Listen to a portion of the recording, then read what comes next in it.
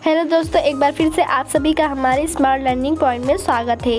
अगर आप हमारे चैनल पर नए हैं तो हमारे चैनल को करें सब्सक्राइब, साथ में करें बेल आइकन को प्रेस, जिससे आप सभी को सारे हमारे न्यू वीडियो के नोटिफिकेशन मिलते रहें। यहाँ आज हम पढ़ने वाले हैं यूपी बोर्ड क्लास 10th का हिंदी काव्य का फर्स्ट चैप्टर जो है हमारा वो है पद। इसके जो लेखक हैं वो सूरदास जी हैं दोस्तों। तो सूरदास जी का जो जीवन परिचय दोस्तों हमने आपको पहले ही करवा दिया है। अगर आप लोग देखना चाहते हैं तो हमारे प्लेलिस्ट में जाकर देख सकते हैं या इसी डिस्क्रिप्शन बॉक्स को चेक कीजिए, आप लोग इस वीडियो का लिंक्स पा जाएंगे दोस्तों सूरदास जी का जीवन परिचय का। तो आप लोग देख लीजिए। वैसे भी हमने सारे जितने भी आपके 10th क्लास के बुक में जितने भी लेखक और वो सब दिए गए हैं उनका हम जीवन परिचय करवा चुके हैं दोस्तों। तो आप लोग जाकर हमारे प्ले लिस्ट में देख सकते हैं। और इससे पहले जो हमारा गद्य था दोस्तों, गद्य का हमने सारा क्वेश्चन करवाया है। उसका सारा जितना गद्यांश था, संदर्भ और रेखांकित अंशों की व्याख्या सारे करवा चुके हैं। अगर आपको देखना है तो हमारे प्ले लिस्ट में जाकर देख सकते हैं। जैसे हमने मित्रता करवाया है, पानी में चंदा चांद पर आदमी, और जितने भी क्वेश्चन थे हमने सब करवाए। अजंता लेसन करवाया है, 7 लेसन थे, 7 ही लेसनों को आपको हमने करवाया है। अगर आपने नहीं देखा है तो हमारे जाकर प्लेलिस्ट को चेक कर आप लोग देख सकते हैं। सारे वीडियो के नोटिफिकेशन आप लोग उसमें पा जाएंगे। देखिए यहाँ आज हम पढ़ेंगे इसका जो पद है फर्स्ट चैप्टर, हमारा ये फर्स्ट चैप्टर है। तो चलिए पढ़ेंगे और पढ़ने के बाद हम ये बताएंगे ये क्वेश्चन कितनी बार पूछा गया, ये क्वेश्चन इम्पोर्टेंट है कि नहीं। तो आप लोग टिक करते चलिए। देखिए यहाँ है, चरण कमल बंधो हरि राई, जाकी कृपा पंगु गिरे लंधे, अंधे को सब कुछ दर्शाई, बहिरा सुने गूंग पुनि बोले, रंक चले सिर छत्र धराई, सूरदास स्वामी करुणा मैं, बार बार बंधो तिहि पाई, बार बार बंधो तिहि पाई। तो अब चलिए हम लोग इसका देखेंगे कि इसमें क्या कहा गया है। देखिए जब ये काव्य हम लोग करेंगे तो इसमें 3 चीज़ लिखना रहेगा। पहला संदर्भ, दूसरा प्रसंग और तीसरा है व्याख्या। जो ये दिया गया है इसकी व्याख्या करनी है कि इसका पंगु गिरी लंघे अंधे इसका क्या अर्थ है। तो आप लोग को इसकी व्याख्या करनी है। हम लोगों ने गद्यांश में देखा था, उसमें आप लोग को 2 ही चीज़ करनी रहती थी, एक संदर्भ और एक रेखांकित अंशों की व्याख्या। पर इसमें 3 चीज़ आपको करना है, संदर्भ, प्रसंग और व्याख्या। तो देखिए दोस्तों, जब हम लोग यहाँ ये पढ़ेंगे तो आप लोग ध्यान से देखिए और समझिए कि यहाँ क्या कहा गया है। तो देखिए ये जो क्वेश्चन है बहुत ही मोस्ट इम्पॉर्टेंट क्वेश्चन है। देखिए 2012, 15 और 17, 19 में पूछा गया है दोस्तों। तो बहुत ही मोस्ट इम्पॉर्टेंट ये क्वेश्चन है, बहुत ही पूछा जाता है ये वाला, ज़्यादातर ये पोर्शन ज़्यादा पूछ लिया जाता है दोस्तों एग्ज़ाम पेपर में कि चरण कमल बंधो हरि राई, जाकी कृपा पंगु गिरे लंघे, अंधे को सब कुछ दर्शाई। ज़्यादा ही पूछा जाता है दोस्तों। तो आप लोग ज़्यादा ध्यान से इसे देखिए और टिक कर लीजिए दोस्तों। और हम आपसे कहते हैं नोट्स कॉपी बना डालिए दोस्तों। तो देखिए यहाँ जो है, यहाँ आपको किस प्रकार से लिखना है। पहले लिखना है चरण कमल, फिर डॉट डॉट डॉट, फिर लिखना है तिहि पाई। तो यहाँ इसका जो अर्थ है यहाँ पहले देखेंगे। यहाँ हम आपको शब्दार्थ भी दे दिए हैं। राई का अर्थ होता है राजा, और पंगु का मतलब होता है लंगड़ा, रंग का होता है दरिद्र, और पाई का होता है चरण या पैर। तो यहाँ कुछ हम आपको इम्पोर्टेंट इसका वो भी दे दिए हैं कि इसका अर्थ क्या होता है। पहले संदर्भ देखते हैं, तब फिर हम समझते हैं कि चरण कमल बंधो राई से लेकर पाई तक क्या अर्थ है, इसका व्याख्या भी समझेंगे। देखिए यहाँ है संदर्भ, प्रस्तुत पद्यांश हमारी पाठ्य पुस्तक हिंदी पदखंड में संकलित तथा सूरदास जी द्वारा रचित सूर सागर के पद नामक शीर्षक से उद्धृत है। यहाँ उद्धृत की जगह अगर आपको ये टफ लग रहा है ये वर्ड, तो आप यहाँ लिख सकते हैं लिया गया है दोस्तों। फिर देखिए अब नेक्स्ट हम लोग खुद देखेंगे प्रसंग क्या है हमारा। तो प्रसंग को चलिए देखते हैं। अगर आपको ये वीडियो पसंद आ रहा है तो इस वीडियो को करें लाइक और साथ में करें सब्सक्राइब। तो चलिए देखते हैं प्रसंग हमारा क्या है। यहाँ दोस्तों प्रसंग आ चुका है, ये आप लोग यहाँ स्क्रीन पर देख सकते हैं। यहाँ है, यहाँ कवि सूरदास ईश्वरीय सत्ता को सर्वशक्तिमान मानते हुए उनके कमलवत चरणों की वंदना करते हैं। उनका कहना है कि क्या कहना है कि अभी आपका प्रसंग हो गया, इतना ही आपको लिखना है प्रसंग में। फिर उसके बाद में व्याख्या करनी है। तो चलिए देखते हैं व्याख्या हमारा क्या है।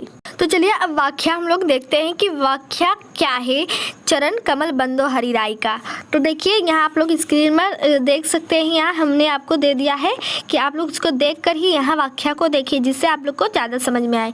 देखिए यहाँ है मैं उस भगवान के कमल चरणों की वंदना करता हूँ। यहाँ है क्या है, यहाँ देखिए चरण कमल बंधो हरिराई। तो यहाँ है मैं इस भगवान के कमलवत चरणों की वंदना करता हूँ।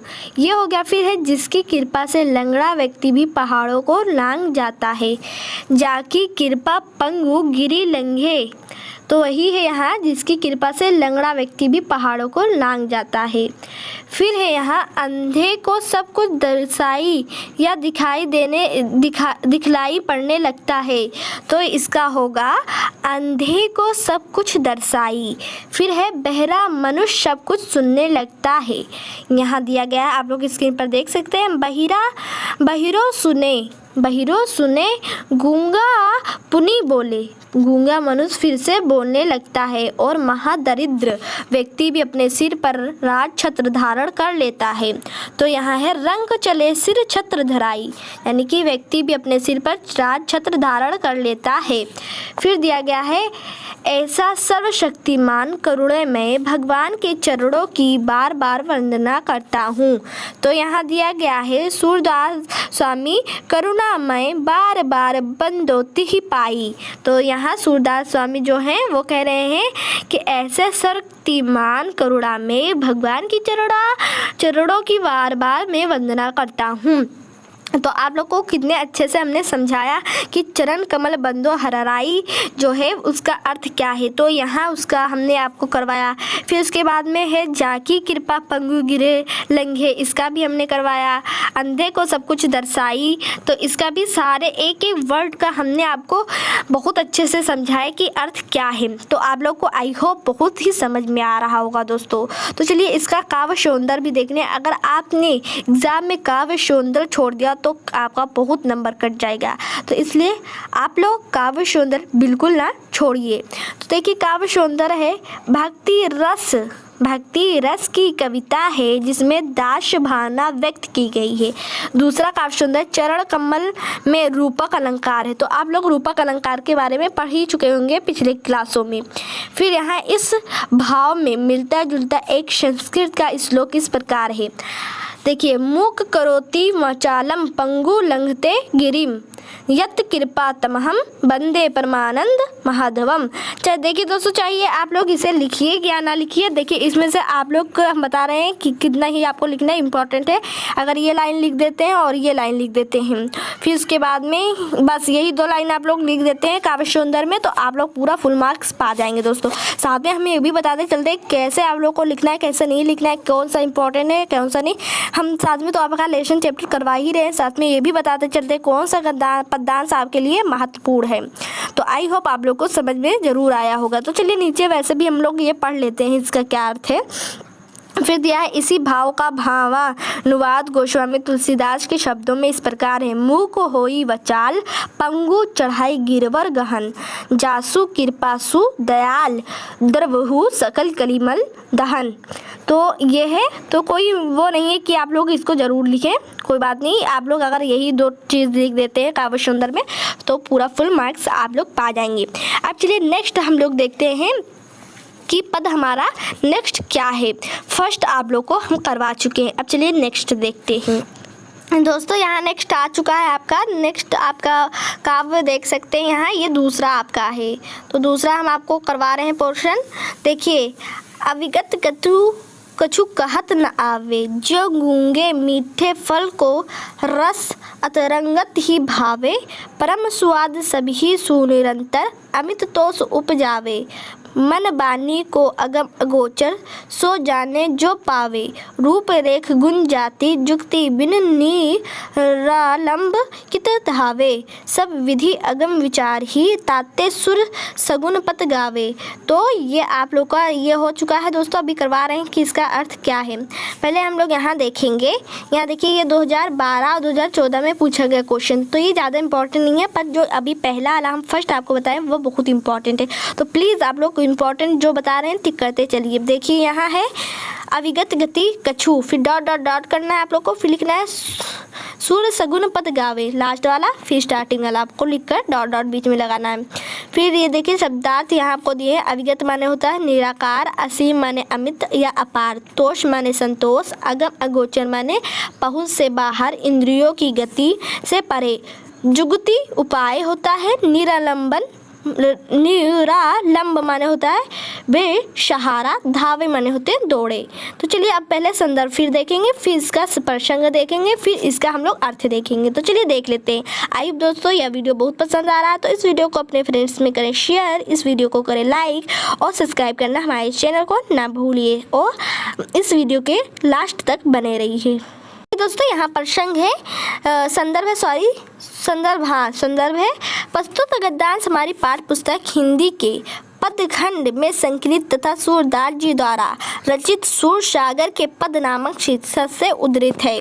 अगर आपको उद्धृत शब्द बहुत ही टफ लग रहा है तो आप यहाँ लिख सकते हैं लिया गया है। फिर प्रसंग है आपका, इस पद में सूरदास ने निराकार ब्रह्मा की उपासना की कठिनाइयों का उल्लेख करते हुए साकार ब्रह्मा की उपासना को श्रेष्ठकर और व्यवहारिक माना है। वे कहते हैं, क्या कहते हैं आप फिर यहाँ से आपको व्याख्या करनी है। तो आपको यहाँ आप लोग टिक ये देकर लिख लीजिए और पढ़ लीजिए। चलिए हम लोग फिर से काव्य पढ़ेंगे, फिर वहीं हम आपको समझाएंगे कि किसका क्या अर्थ है, तो वहाँ ज़्यादा आपको समझ में आएगा। तो चलिए देख लेते हैं कि दोस्तों यहाँ दिया गया है आपका अविगत गति कछु कहत नावे, तो इसका अर्थ है निराकार ब्रह्मा की सत्ता अगाध है, शब्दों में उनका वर्णन नहीं किया जा सकता। फिर यहाँ है जो गूंगे मीठे फल को रस अतरंगत ही भावे, तो इसका अर्थ है जिस प्रकार गूंगा व्यक्ति मीठे फल की रस का भीतर ही भीतर आनंद लेता उसे व्यक्त नहीं कर सकता, उसी पर निराकार ब्रह्मा के स्वरूप की वाणी से व्यक्त करना कठिन है। तो यही है परम स्वाद सभी सुर निरंतर अमित तोष उपजावे, मन बानी को अगम अगोचर सो जाने जो पावे। तो यहाँ है क्योंकि वह ब्रह्मा इंद्रियों की पहुँच से बाहर है, ना उसे देखा जा सकता, ना सुना जा सकता, ना स्पर्श किया जा सकता। उनकी अनुभूति केवल उसी को हो सकती है जो उसे पा चुका है। तो फिर यहाँ है दोस्तों, फिर ये भी दिया गया है कि निराकार ब्रह्मा का ना तो कोई रूप है, ना कोई निश्चित विशेषता, ना कोई उसकी जाति है, ना उसको प्राप्त करने का कोई उपाय। फिर यहाँ दिया गया है रूप रेख गुण जाति जुगति बिन निरालंब कित धावे, सब विधि अगम विचार ही ताते सुर सगुन पद गावे। तो यहाँ से आपका ऐसी स्थिति में उसे प्राप्त करने के लिए बिना किसी आधार के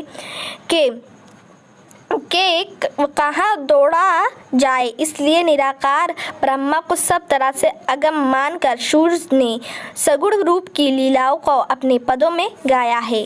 फिर अब चलिए हम दोस्तों ये आपका व्याख्या हो गया।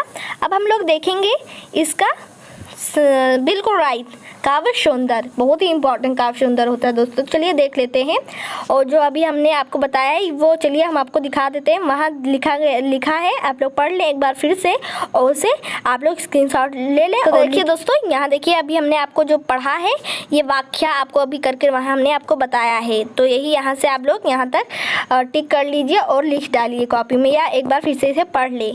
फिर यहाँ देखिए काव्य सौंदर्य आपका बहुत इंपॉर्टेंट ये होता है। देखिए सूर पहले निर्गुणोपासक थे, बाद में सगुणोपासक हुए। फिर है इसके कारण को सूर ने उक्त पद में व्यक्त किया है। साहित्य ब्रज में है, अनुप्रास की छटा उल्लेखनीय है। यह आपका काव्य सौंदर्य है दोस्तों। काव्य सौंदर्य अगर आपने नहीं एग्जाम में लिखा तो आपको नंबर नहीं मिलेगा दोस्तों। एग्जामिनर ऐसे ही करते हैं, सबसे पहले तो बच्चे का काव्य सौंदर्य देखते हैं दोस्तों पद में। जो हमारा पद्यांश होता है, सॉरी इसे हम पद्यांश कहेंगे, और जो हमारा फर्स्ट मित्रता वो सबलेशन था उसे गद्यांश कहेंगे। ये दोनों में आप लोग फर्क जरूर समझिए दोस्तों, पद्यांश किसे गद्यांश किसे कहेंगे। अब ये आपका हो गया। अब नेक्स्ट हम लोग देखते हैं नेक्स्ट हमारा क्या है। ये आपका दूसरा हमने आपको करवाया, अब चलेंगे तीसरा देखेंगे, तीसरा आपका क्या है। तो चलिए तीसरा देखते हैं आपका क्या है। आई होप यह वीडियो आपको बहुत पसंद आ रहा होगा, तो इस वीडियो को करें लाइक और ये भी बताएं कि आपको ये वीडियो कैसा लग रहा है, कमेंट्स जरूर करें दोस्तों। और अगर आप कोई भी क्वेश्चन में फंस रहे हैं तो ज़रूर हमसे पूछें और उसका सलूशन आपके लिए हम प्रोवाइड करवाएंगे। तो चलिए देखते हैं तीसरा हमारा क्या है। देखिए दोस्तों आपका यहाँ आ चुका है थर्ड, ये हमारा है थर्ड पार्ट है ये हमारा, ये थर्ड पार्ट। तो चलिए अब हम लोग देखते हैं दोस्तों किस प्रकार से इसे करना है।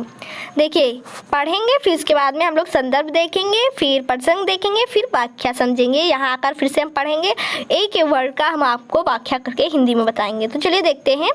देखिए, किलकत कान्हा घुटुरु वन आवत, अमी मणिमय कनक नंद के आंगन, बिंब पकरबे धावत, कभू निरखी हरि आपू छा को, करी सो पकरन चाहत, किल की हसत राजत दे द्वे दतिया, पुनि पुनि तिहि अवगाहत, कनक भूमि पर कर पग छाया, यह उपमा इक राजती, करी करी प्रतिपद प्रति मनि, वसुधा कमल बैठकी साजती, बाल दशा सुख निरखी जशोदा, पुनि पुनि नंद बुलावती, अचरा तर ले ढाकी, सूर्य के प्रभु को दूध पियावती। ये आपका थर्ड पोर्शन है।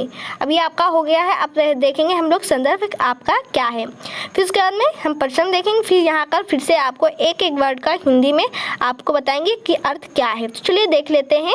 देखिए दोस्तों, यहाँ पद में थर्ड है आपका किलकत कान्हा घुटुरवनी पियावती फिर यहाँ है शब्दार्थ आपका हम दिए। किलक माने होता है किलकारी भरते हुए, कनक माने सोना, बिंब माने छाया, अवगाहत पकड़ते हैं, और वसुधा है धरती, बैठकी माने होता आसन, और राजत माने होता है सुशोभित। तो ये आपका शब्दार्थ हो गया।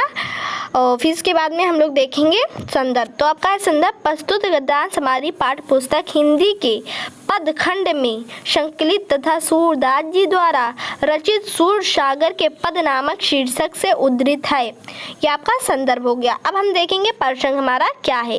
प्रस्तुत कविता में बालक की सहज स्वाभाविक प्रवृत्तियों की सजीव वर्णन किया गया है। बालक श्री कृष्ण के आंगन में घुटनों के बल चल रहे हैं, उसी दृश्य का चित्र करते हुए सूरदास जी कह रहे हैं। आपको वाक्य में फिर इसके बाद में यहाँ से स्टार्ट करना है। तो चलिए हम लोग देखते हैं, पद को पढ़ेंगे और एक एक वर्ड का आप लोग की व्याख्या करवाएंगे, फिर लास्ट में हम आपको व्याख्या देंगे। फिर लास्ट में दोस्तों हम आपको व्याख्या देंगे, आप लोग उस व्याख्या को कीजिए। और क्योंकि देखिए हम व्याख्या करके तो आपको बताएंगे एक एक वर्ड का, फिर हम उसके बाद में उसको देंगे, आप लोग देखकर लिख लीजिएगा। तो चलिए हम लोग पढ़ते हैं और एक एक वर्ड का व्याख्या समझते हैं। यहाँ है आपका किलकत कान्हा घुटुरवनी आवत। तो इसका अर्थ होगा बालक श्री कृष्ण स्वरचित तथा मड़ियों से जड़े नंद जी के आंगन में घुटनों के बल चल रहे हैं तथा आंगन एवं मड़ियों पर पड़े हुए अपने प्रतिबिंब को पकड़ने के लिए दौड़ते हैं। तो यही है मणि में कानक नंद के आंगन, बिंब पकड़ी बे धावत। बिंब माने आपको क्या आता थे, छाया, परछाई, जिसको नंद जी के बच्चे जो वो हमारे श्री कृष्ण हैं वो उन्हें पकड़ना चाहते हैं। फिर है यहाँ से कभू निरखी अरि आपू छा को, करी सो पकड़न चाहत। फिर है कभी वे अपनी छाया यानी कि परछाई को जो मड़ियों पर पड़ती है हाथ से पकड़ना चाहते हैं, कभी किलकारी मारते हुए हंसते हैं। यहाँ है किलकी माने होता है किलकारी, हसत राजत द्वे दतिया, पुनि पुनि तिहि अवगाहत। तो यहाँ है हंसते हैं जिसमें उनका मुख खुल जाता है और उनके मुख दो दांत अत्यंत ही शोभा देते हैं, जो परछाई में हंसती हुई मुद्रा दिखलाई पड़ती है। ये द्वे दतिया माने होता है दो दांत, पुनि पुनि मतलब दोबारा दोबारा जब वो हंसते हैं तो उनके दो दांत बहुत ही सुशोभित होते हैं। फिर आपका यहाँ है कनक भूमि पर कर पग छाया। फिर है यहाँ से आपका दोस्तों यहाँ से है आंगन वे बार बार उसे पकड़ने की चेष्टा करते हैं। आंगन की स्वर्ण भूमि और मड़ियों पर बालक श्री कृष्ण के कमलवत हाथ और पैरों की छाया पड़ती है, जिसको देखकर ऐसा प्रतीत होता है मानो प्रत्येक मड़ि में उनके बैठने के लिए पृथ्वी ने कमल का आसन सजा दिया है। वही यहाँ दिया गया है, यह उपमा एक राजती, करी करी प्रतिपद प्रति वसुधा कमल बैठकी सजाती, मतलब कमल में एक आसन उन्होंने बना लिया हो। फिर यहाँ है बाल दशा सुख निरखी यशोदा, पुनि पुनि नंद बुलावती। यहाँ दिया गया है मानो प्रत्येक मणि उनको बैठने के लिए पृथ्वी ने कमल का आसन सजा दिया। फिर श्री कृष्ण की बाल लीलाओं को देखकर यशोदा जी प्रसन्न होकर बार बार नंद जी को बुलाती हैं। यही यहाँ कहा गया है, ये बाल दशा सुख निरखी यशोदा, पुनि पुनि नंद बुलावती। फिर है अचरा तर ले ढाकी सुर के प्रभु को दूध पियावती। यहाँ कहा गया है और अपने आंचल तले बालक श्री कृष्ण को ढककर दूध पिलाती है। दोस्तों कितना आपको अच्छे से हमने एक एक वर्ड का आपको व्याख्या करके यहाँ आपको पढ़कर भी समझाया, बहुत ही आपको समझ में आया होगा। तो आई होप आपको समझ में आया है, तो इस वीडियो को अपने दोस्तों को में शेयर भी करें। तो चलिए नेक्स्ट हम देखते हैं हमारा आपका व्याख्या जो है उसको हम लोग आपको दिखा देते हैं। आप लोग उसको स्क्रीनशॉट करके और आप लोग लिख लीजिए कॉपी में।